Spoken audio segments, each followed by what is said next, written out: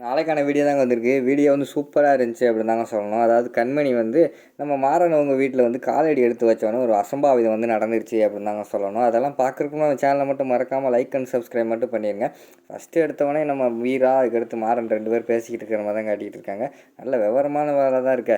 தாத்தா எந்த இடத்துல அடிக்கணுமோ அந்த இடத்துல அடித்து கரெக்டாக செயின் வாங்கிட்டே அப்படிங்கிற மாதிரி வந்து மாறன் சொல்கிறாங்க. இங்கே பாரு, எனக்கு ஒன்றும் அவங்க காலை பிடிச்சி செயின் வாங்கணும்னு எனக்கு அவசியம் கிடையாது. அந்த தாத்தா வந்து காலை தூக்கி வைக்க முடியாமல் வந்து கஷ்டப்பட்டுக்கிட்டு இருந்தார். அதனால தான் நான் வந்து ஹெல்ப் பண்ணேன். சரியா, நான் வந்து யார் காலை பிடிச்சி முன்னேற கிடையாது அப்படிங்கிற மாதிரி வந்து நம்ம வீரா பேசிக்கிட்டு இருக்கிற மாதிரி காட்டுறாங்க. அந்த நேரத்தில் அங்கனுக்குள்ள ராமச்சந்திரன் வந்து வராரு. வீரா அப்படின்னு சொல்லிட்டு ராமச்சந்திரன் வந்தவுடனே அந்த இடத்துல இருந்து மாறன் வந்து ஆட்டோமேட்டிக்காக கிளம்பி போயிடுறாரு. உடனே ராமச்சந்திரன் சொல்கிறாரு, வீரா சூப்பர்மா, எங்கள் சித்தப்பா வந்து யாரையுமே இந்த அளவுக்கு வந்து பாராட்டினது கிடையாது, உன்னை இந்த அளவுக்கு பாராட்டியிருக்காரு. அவர்கிட்ட வந்து நீ ரொம்ப நல்ல பேர் வாங்கிட்டமா, அதனால தான் உன்னை வந்து அந்த அளவுக்கு பாராட்டிட்டு போயிருக்காருமா. இதுக்கு மேலேயும் அவர் யாரையாவது வந்து இந்த அளவுக்கு பாராட்டுவாரா அப்படிங்கிறது வந்து ஒரு டவுட்டு தாம்மா அப்படிங்கிற மாதிரி வந்து நம்ம ராமச்சந்திரன் சொல்கிறாங்க. இதுக்கு வீரா வந்து சொல்கிறாங்க, என்ன என்ன சார் இதில் என்ன இருக்குது, எங்கள் வீட்டுக்கு வந்தவங்கள கவனித்து அனுப்புறது எங்களோட கடமை தானே அப்படிங்கிற மாதிரி சொல்கிறாங்க. பார்ப்போம். அதுக்கு உடனே யோசிச்சு பார்க்காரு நம்ம ராமச்சந்திரன். அதாவது அந்த தாத்தா வந்து சொல்லியிருப்பார்ல, வீரா வந்து அவன் வீட்டுக்கு வந்து பொண்ணு எடுத்துடுறா அப்படிங்கிற மாதிரி சொல்லியிருப்பார்ல, அதை யோசிச்சு பார்த்துட்டு எங்கள் சித்தப்பா வந்து என்கிட்ட ஒன்று சொல்லிட்டு போனார், அது நடக்குமான்னு பார்ப்போம் அப்படிங்கிற மாதிரி வந்து ராமச்சந்திரன் சொல்கிறாங்க.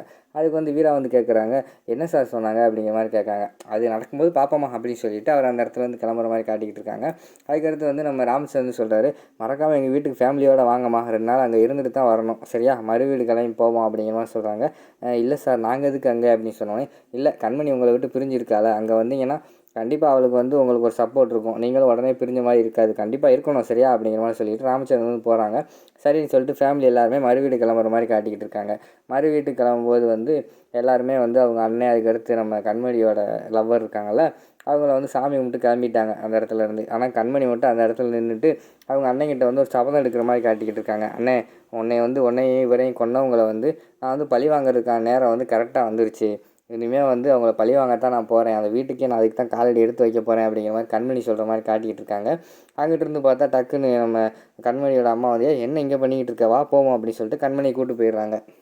அடுத்து நேராக போய் எல்லாருமே வந்து மாறன் வீட்டில் இறங்குற மாதிரி காட்டிக்கிட்டு இருக்காங்க. இறங்கின உடனேயுமே ஆரத்தி எடுக்க சொன்னேன், என்னாச்சு அப்படின்னு ராமச்சந்திரன் வந்து மாறனோட அத்தைக்கிட்ட கேட்குறாங்க. அவங்க வந்து சொல்கிறாங்க, வேலைக்காரிக்கிட்ட சொல்லிட்டேன், அவள் வந்து இப்போ கொண்டு வந்துடுவா அப்படிங்கிற மாதிரி சொல்கிறாங்க.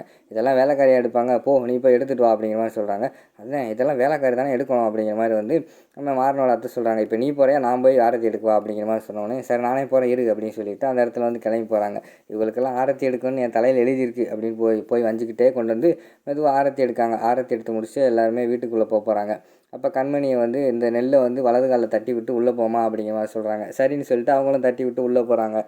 அடுத்து வந்து ராமச்சந்திரன் வந்து சொல்கிறாங்க, போமா போய் பூஜை அறையில் வந்து விளக்கு ஏற்றுவோம் அப்படிங்கிற மாதிரி சொல்கிறாங்க. சரின்னு சொல்லிட்டு போய் கண்மணி வந்து பூஜை அறையில் வந்து விளக்கு, சாமிக்கு முன்னாடி எல்லாம் விளக்கெல்லாம் இருக்கும்ல, அதெல்லாம் குத்து விளக்கெல்லாம் ஏற்றிக்கிட்டு இருக்கிற மாதிரி காட்டுறாங்க. அந்த நேரத்தில் பார்த்தா நம்ம மாறனோட அம்மாவோட ஃபோட்டோ வந்து மேலேருந்து கீழே விழுந்து உடஞ்சிருது. எல்லாருமே ஓடி போய் பார்க்காங்க, என்னடா அவள் சத்தம் கேட்குது அப்படின்னு பார்த்தா சில்லாக நொறுங்கி போய் கிடக்கு. அதை பார்த்த உடனே நம்ம மாறனுக்கு வந்து அழுகை தாங்க முடியல, கண்கலங்கி அந்த இடத்துல இருந்து கிளாஸ் எல்லாம் பிறக்கிட்டு இருக்கிற மாதிரி காட்டிக்கிட்டு இருக்காங்க. இதுதான் சாக்குன்னு நம்ம மாறனோட அத்தை வந்து, பாத்தியா இவ இந்த வீட்டில் காலடி எடுத்து வச்ச உடனேயுமே அசம்பாவிதம் நடந்துருச்சு, இவளோட பெரிய பிரச்சனை தான், இந்த குடும்பத்தில் என்னென்னலாம் பண்ண போகிறாளோ அப்படிங்கிற மாதிரி வந்து மாறனோட அத்தை வந்து சொல்கிற மாதிரி காட்டிக்கிட்டு இருக்காங்க.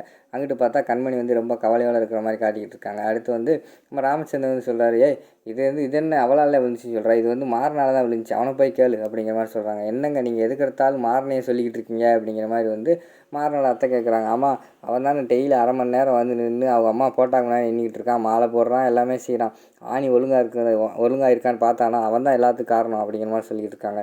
இங்கே பாருண்ணே, நீ தேவையில்லாமல் இதெல்லாம் சொல்லிக்கிட்டு இருக்காத, இதுக்கெல்லாம் காரணம் அவங்க தான் அப்படிங்கிற மாதிரி சொன்னோன்னே, பேசாமல் இரு, இனிமேல் அதை பற்றி நீ பேசவே கூடாது அப்படிங்கிற மாதிரி வந்து நம்ம ராமச்சந்திரன் சொல்லிடுறாங்க. அதுக்கப்புறம் சம்மந்தி நீங்கள் ஒன்றும் கோவிச்சுக்கிறாதீங்க அப்படிங்கிற மாதிரி வந்து கண்மணியோட அம்மா கிட்ட வந்து சொல்கிறாங்க. இல்லை சம்மந்தி, எனக்கு ஒன்றும் பிரச்சனை இல்லை, இருந்தாலும் புதுசாக ஏதாவது கல்யாணம் முடிஞ்ச வீட்டில் வந்து கண்ணாடி பொருள் எதுவும் உடையக்கூடாதுன்னு சொல்லுவாங்க அப்படிங்கிற மாதிரி வந்து அவங்க சொல்கிறாங்க. பாத்தியானே, அவங்களுக்கு தெரிஞ்சிருக்கு, உனக்கு இது கூட தெரியலை, எதுக்கு எடுத்தாலும் நீ வந்து மாறனே குறை சொல்லிக்கிட்டு இருக்க அப்படிங்கிற மாதிரி சொல்லிட்டு இருக்காங்க.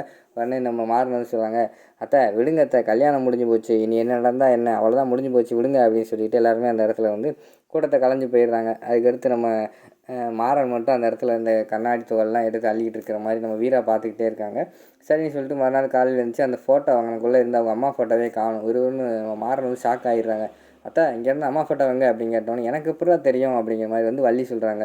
ஃபோட்டோவை காணுமே அப்படிங்கிற மாதிரி வந்து மாறன் கேட்குறாங்க. இந்த இடத்துல வந்து வீரா தான் நின்று பார்த்துக்கிட்டு இருந்தா, நீ போய் அவட்ட கேளு, அவளுக்கு தெரிஞ்சாலும் தெரியும் அப்படிங்கிற மாதிரி சொன்னோன்னே வீராவா அவள் எதுக்கு எடுத்தா அப்படிங்கிற மாதிரி சொல்லிட்டு விறுவிறுன்னு போகிறாங்க. வீரா கிட்ட கேட்குறாங்க, வீரா எங்கள் அம்மா ஃபோட்டோ எடுத்தியா அப்படிங்கிற மாதிரி சொல்கிறாங்க. நான் எடுக்கலையே அப்படின்னு ஃபஸ்ட்டு சொல்கிறாங்க. சொல்லு நீ தான் எடுத்தேன்னு எங்கள் அத்தை சொல்லிச்சு, உண்மையை சொல்லு அப்படிங்கிற மாதிரி சொன்னோன்னே உனக்கு ஒரு சர்ப்ரைஸ் வச்சுருக்கேன் அப்படின்னு சொல்லிட்டு போய் ஃபோட்டோ எடுத்து பார்த்தா அந்த ஃபோட்டோவை புதுசாக அதே மாதிரி ஃப்ரேம் போட்டு கொண்டு வந்திருக்காங்க. சூப்பராக இருந்துச்சு அந்த ஃபோட்டோவை பார்க்க. அதை பார்த்த உடனேயும் நம்ம மாறனுக்கு வந்து பயங்கரமான சந்தோஷமாயிருது. சிரிச்சுக்கிட்டு இருக்கிற மாதிரி காட்டிக்கிட்டு இருக்காங்க. அதோட பார்த்தீங்கன்னா இந்த எபிசோடை வந்து முடிச்சிடுறாங்க.